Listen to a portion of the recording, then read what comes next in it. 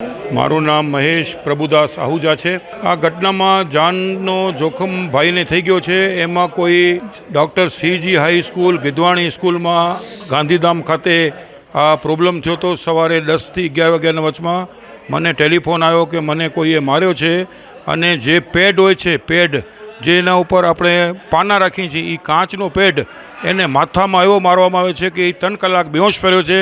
અમે રામબાગ હોસ્પિટલમાં બી મેં લઈ ગયા હતા।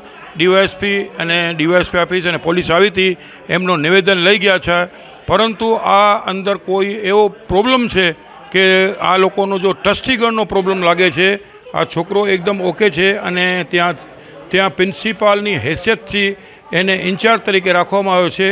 ત્યાં ચૌધરી કરીને એક વ્યક્તિ છે, જે ચૌધરી છે ને એને માર્યું છે એવા મને વાવર મળ્યા છે। આ મારો ભાણેજ થાય છે, મારી બહેનનો દીકરો છે। મારવામાં એક જ વ્યક્તિનો ભાઈ નામ બોલે છે, પર 2 જણા એને બચાવવામાં હતા એવા સમાચાર છે।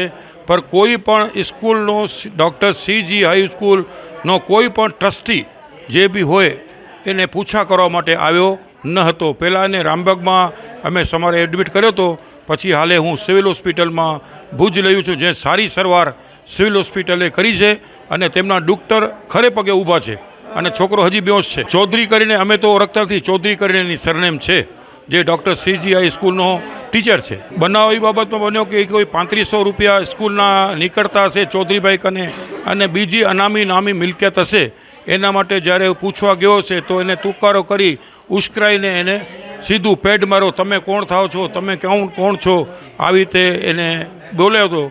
તો એ મને સમાચાર એવા વાવર છે કે આ ભાઈએ રૂપિયા 3500 પૂછા કરી, એનામાં ક્રોધિત થઈ ગયો અને એને સીધું પેડ માર્યો અને ઠોસા માર્યા, એને ઘણો મારી નાખ્યો છે, એમ સમજી લેવાનું। ડૉક્ટર સીજી હાઈ સ્કૂલ એને ગિદવાણી સ્કૂલ કહી છે, ગાંધીધામ, જેના જેના કુંદનભાઈ ટ્રસ્ટીગણ છે, વિધાણી સાહેબ છે અને મનોજ અભિચંદાણી છે અને બીજા બી વ્યક્તિ હશે, પર કોઈએ એની તપાસ કરી નથી, જે ઘણું સારું નથી।